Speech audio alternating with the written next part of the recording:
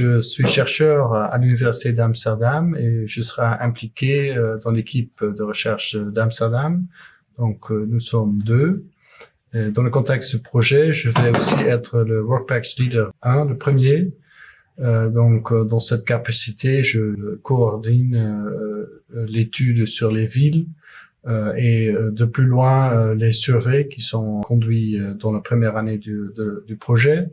Et aussi les juristes qui sont plus autonomes, ils sont dirigés par Sébastien Platon.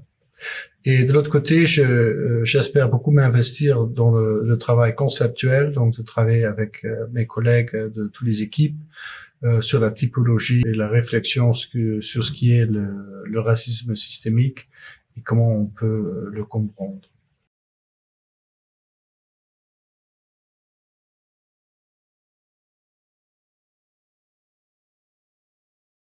Je pense qu'on fait face vraiment à un défi énorme dans les sociétés européennes ou même globales, du fait qu'on se rend de plus en plus compte du niveau structurel des exclusions, du fait que même si on se retrouve avec des générations de troisième ou de quatrième génération, il y a toujours les processus d'exclusion et d'inégalité qui se manifestent.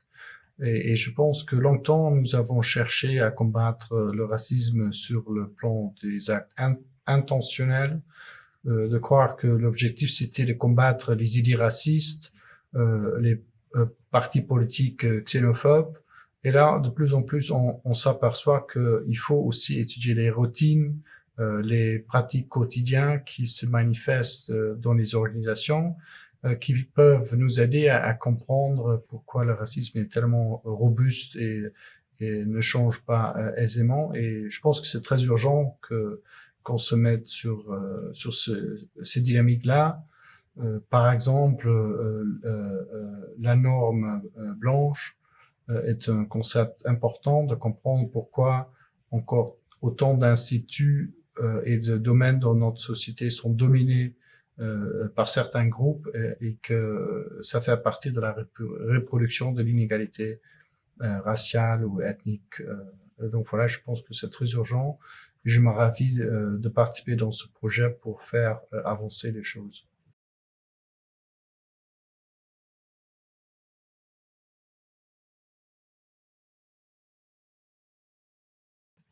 Pour moi, une approche interdisciplinaire, ça fait partie de chaque étude sociale qui veut vraiment arriver à un niveau de compréhension supérieur. Donc là, nous allons combiner une diversité de disciplines économiques, la géographie des villes, sciences politiques, politique publique, ce qui est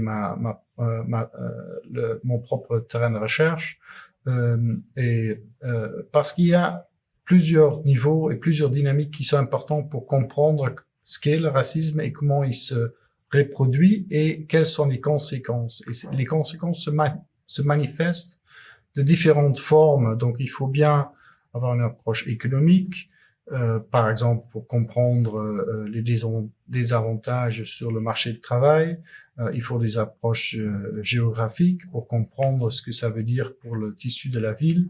Mais il faut aussi comprendre les dynamiques des politiques publiques pour comprendre quelles peuvent être des mesures et des actions qui peuvent donner des résultats et d'apprendre d'autres exemples, d'autres villes et d'autres pays. Donc, je pense que cette approche interdisciplinaire est tout à fait nécessaire pour avancer sur ces dossiers-là.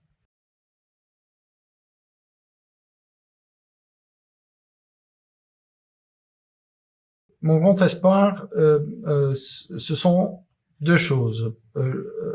Premièrement, je pense que je suis très heureux de pouvoir participer dans ce projet qui a débuté à Bordeaux et qui peut profiter de cette approche de la sociologie française dont j'ai beaucoup d'estime pour cette ambition de comprendre la complexité des choses. Et je crois que pour comprendre un phénomène comme le racisme systémique, on a vraiment besoin d'une approche qui prend comme point de départ la complexité. Et ça, je vois comme un véritable possibilités pour ce projet. Ensuite, l'urgence du projet, il est évident. On se retrouve dans une époque de polarisation, de agrandissement des inégalités, et aussi de la nécessité de vraiment faire face à ce défi d'exclusion qui nourrit un grand sentiment d'exclusion chez les jeunes, et qu'il faut vraiment que nous allons aider à trouver des moyens pour créer la base pour une société inclusive en Europe. Et c'est mon espoir que ce projet peut être une contribution.